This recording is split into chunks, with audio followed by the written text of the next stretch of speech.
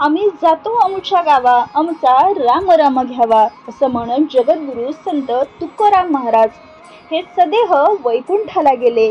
त्यांच्याच प्रित्यर्थ आपण तुकाराम बीज साजरी करतो.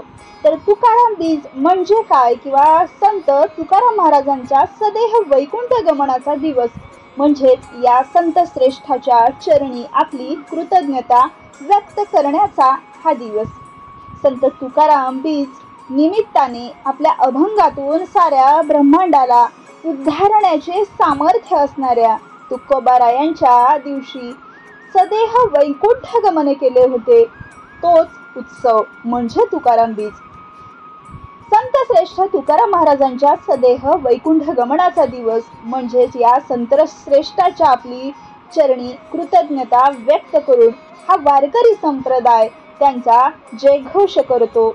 या संत तुकाराम बीज या निमित्ताने संत श्रेष्ठ भक्त शिरोमणी कृपेचा सागर असणाऱ्या तसेच आपल्या अभंगातून साऱ्या ब्रह्मांडाला उद्धार करण्याचे सामर्थ्य असणाऱ्या अशा महान संतांची म्हणजेच तुकाराम महाराजांची वैकुंठ गमनाची तिथी यालाच तुकाराम बीज असं म्हटलं जातं.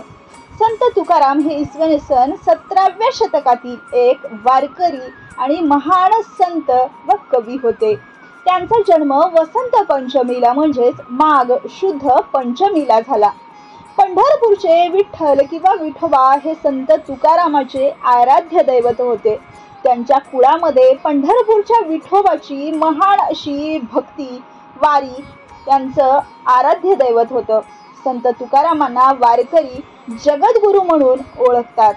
वारकरी संप्रदायातल्या प्रवचन व कीर्तनाच्या शेवटी जी ओवी म्हटली जाते ती म्हणजेच पुंडलिक वरदे हरी, श्री विठ्ठल, श्री ज्ञानदेव तुकाराम, पंढरीनाथ महाराज की जय, जगद्गुरु श्री संत तुकाराम महाराज की जय असा जयघोष आजपर्यंत प्रत्येक वारकरी, प्रत्येक संत, प्रत्येक कीर्तनकार आपल्या कीर्तनामध्ये जरूर म्हणतो. जगद्गुरु संत तुकाराम हे लोककवी होते. त्यांनी आपल्या अभंगातून लोक उद्धारासाठी अनेक कार्य केलेली आहेत. प्रत्येकाला आपल्या संसाराव्यतिरिक्त भक्ती मार्गाला लावणारे आणि आपल्या अभंगातून जनजागृती करणारे हे एकमेव संत व कवी होते. संत तुकाराम महाराज सतत भाव अवस्थेत असायचे. ते सर्व काळ हरिनामात दंग असल्याने ते देहात असून नसल्यासारखेच होते. एवढी त्यांची ध्यानमग्नता होती. एवढा देवावरती अतूट असा विश्वास होता. देहूला संत तुकाराम महाराज जेथून वैकुंठाला गेले त्या स्थानावर आजही एक नांदुरकीचं वृक्ष आहे आणि आजही ते वृक्ष तुकाराम बीजेला बरोबर दुपारी 12:02 अगदी सळसळून हलते आणि तेव्हाच तुकाराम महाराजांचा जयघोष आसमंतामध्ये केला जातो. तेव्हाच गुलाल उधळला जातो आणि तुकाराम महाराजाचा हा तुकाराम बीजेचा उत्सव अतिशय उत्साहामध्ये पार पाडला जातो.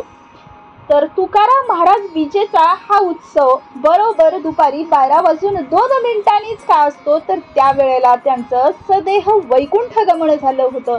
त्यांना न्यायला जे पुष्पक विमान आलं होतं, तर त्या विमानामुळे जे झाड हललं होतं ते झाड आजपर्यंत त्याच वेळेला त्याच तिथीला हलतं आणि ती तिथी म्हणजे फाल्गुन 2 शके 1571 19 मार्च 1650 देहू महाराष्ट्र या ठिकाणी श्री जगद्गुरु तुकाराम महाराजांना सदेह वैकुंठ गमन झालं होतं.